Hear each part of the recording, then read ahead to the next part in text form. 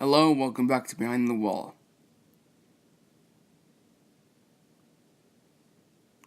Well, this was a boring weekend.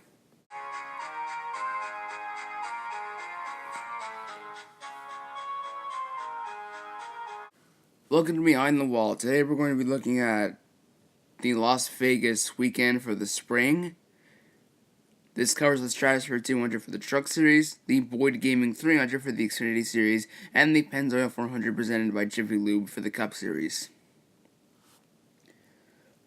So, aside from the return of the very cool-looking natural light car for Chris Buescher, the return of WR general contractors for Casey Kane, bushwhacking season officially starting, and Kevin Harvick being caught for cheating, but that will be for another episode. This weekend was pretty lackluster. And I mean even more lackluster than last weekend. Seriously. This race was so boring. It was even more boring than last week. And I didn't even see the Truck and Xfinity Series again. But those had a little bit more excitement than the Cup Series. So, what can we take away from this weekend? That'll be at the end of the episode. I need to drag this on for a while. Jeez. We go from probably one of the most exciting race weekends of all time to a boring Atlanta race and an even more boring Las Vegas race. I mean, how do we do that? Just how?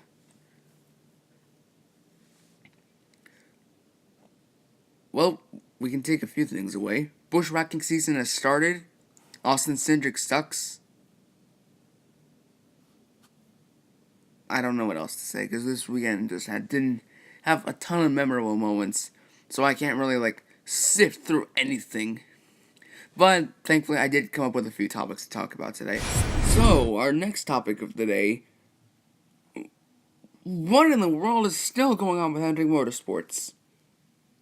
I mean, we honestly knew that they were going to struggle for a bit because, the Camaros and whatnot, but you'd think that they step up their game by now. And they haven't. They somewhat improved this weekend, but their highest finisher was Jimmy Johnson, 1 lap down. And you know who their highest guy in points is right now? Alex Bowman. And he's the only car inside the top 20 in points. Elliott's not inside the top 20. Johnson's still not inside the top 20 yet. And Byron has been performing so inconsistently that he's still outside the top 25 in points. I mean, Chase Elliott looked like he was going to have a good day, but then he got taken out by Kurt Busch. Is this a warning sign for Hendrick? I don't know. I just don't know. They're one of the best teams in NASCAR, but as Hendrick grows older and he has more young guys that are coming into the sport, Johnson's departure is inevitable, and Hendrick Motorsports might begin to see its downfall eventually. That's really tough for me to say, considering they're my favorite team in the sport, and Johnson is my favorite driver. But I'm gonna have to accept reality. Hendrick Motorsports' downfall is pretty much inevitable at this point. So while that sucks, there's always a glimmer of hope for the future, and hopefully at least one of the Hendrick cars can get a win this year, and Byron could hopefully, show up his dominance and win Rookie of the Year. Although I would still like Bubba Foreman, if that's even possible. Okay. This topic needs no introduction. What the heck is Austin Cindric doing? Of all the Roush development drivers, he was the one that gets to compete for Rookie of the Year. Now, I by no means hate Austin Cindric like other people, but he is by far worse than Chase Briscoe. Briscoe has shown that he can win cleanly. Cindric had to move Kaz Gralla to win at Canadian Tire Motorsport Park. And the way he's performing right now, it shows that Roush and Penske made the wrong decision. They should have let Briscoe and Majeski compete for Rookie of the Year, not Cindric. Just such a shame, because Roush is wasting the 60 car's talent. And Penske is essentially wasting some of his slots on a driver who crashes every single time he's in the 60 car. He does well when he's in the 12 car, or when he's with Penske, but that was only one race ago. And Majeski still hasn't even made a start yet. I don't know, but why? Cindric is in probably one of the best teams in the Xfinity Series as of right now. And he's pretty much wasting them with crashes and underperformances. If Cindric doesn't step up his game soon, he could potentially be out of a ride and never make it to the Cup Series.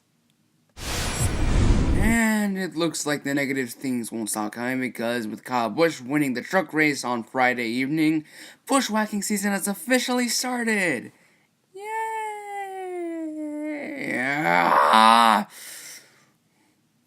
For those of you who don't know what bushwhacking is, it's essentially a term we use to describe whenever a Cup driver or a non-series regular wins a race and beats out the regulars of that series. And because Kyle Busch won the truck race on Friday, we can officially say that bushwhacking season has officially started. Wonderful. Now we have more Xfinity guys getting screwed out of wins because the Cup guys can't just leave them alone. I understand what the Cup guys are trying to do. They're trying to get experience for the Sunday race, but not every single Cup guy can get experience for Sunday. And I think it's just plain stupid how some Cup drivers get to run the Xfinity Series races, yet others like Jimmy Johnson and Jeff Gordon never can. And they choose not to run the Xfinity races. Johnson thinks it's a waste of time. He doesn't want to, use his veteran status to deter the young guys from winning. His last Xfinity Series start was in 2013, and Jeff Gordon hadn't started an Xfinity Series race for almost a decade. That shows how much restraint those veterans have from competing in the Xfinity Series. Yet guys like Kyle Busch, Brad Keselowski, Joey Logano, Kyle Larson, I'll even say guys like Michael McDowell and Casey Kane. I understand McDowell competing in the Xfinity Series since he's, one of the lower tier drivers, but Kane and Elliott, hopefully we can get a lot more Xfinity regulars winning this year, considering that we have such a big class of rookies. Or this season's going to be another dump for the Xfinity and Truck Series. Okay, so essentially a follow-up topic now to something that I uploaded last week. Was Cole Custer's Cup debut a fail? I'm genuinely amazed he didn't go to the garage. I genuinely am. He managed to keep the car going the entire race and didn't crash once. I think that's a new standard for Rick Ware. That's probably really impressive for them. Although then again, they were driving with a pretty good young guy anyway, so, you can't really be too surprised. But I'm just amazed that Cole Custer didn't have an engine expire or crash. He finished 25th, 3 laps down, but that's still better than ending up in the garage or crashing. Could this mean that Cole Custer really is one of the best young guys? He performed well. He didn't perform good in, low tier equipment, but he performed solidly. So, does that mean that he can drive anything he gives to him, regardless of what equipment? He's never going to drive an Indy car, but I think it's safe to say that Cole Custer, regardless of which team he gets to during the Cup Series, he could make the best use of that equipment. Although, hopefully he doesn't go to Rick Ware and goes to Stewart-Haas where he rightfully belongs. So, summing up the races, Justin Haley brought out the only real major caution for the Truck Series, spinning into Turn 2 and damaging the back end of his vehicle. In the end, Kyle Busch ended up winning the Truck Series race and officially starting bushwhacking season. The only major event really in the Xfinity Series was Dylan Lupton spinning out into the inside wall hard, ending his day. Seriously, why did they give Dylan Lupton this ride? Why didn't they just bring Dakota Armstrong back? And Austin Cindric wrecking that down the backstretch. Seriously, why does Cindric even have a Roush ride? But in the end, Kyle Larson also continued the bushwhacking trend and won the Boyd Gaming 300. Chase Elliott and Kurt Busch crashed, Jamie McMurray crashed.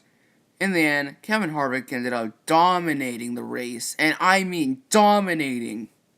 He led 214 laps. I think the guy that led the second most laps that day was, I honestly can't even remember, but I know that Michael McDowell led a good 11 laps before he had to go to pit road, and then I think he went to the garage eventually. So, what can we take away from this weekend? Kevin Harvick is probably the early championship favorite. Dylan Lupton probably needs to, cut back on his schedule. Austin Cindric sucks for the most part. Bushwhacking season has officially started. Cole Custer can drive almost any equipment he's given. And Justin Haley has to improve. I feel like there's a topic I missed out. Oh wait, there is a topic I missed out. Well, that'll be a follow-up video to this. So stay tuned for that. So with all that being said, this concludes this episode of Behind the Wall. Thank you for watching and stay tuned.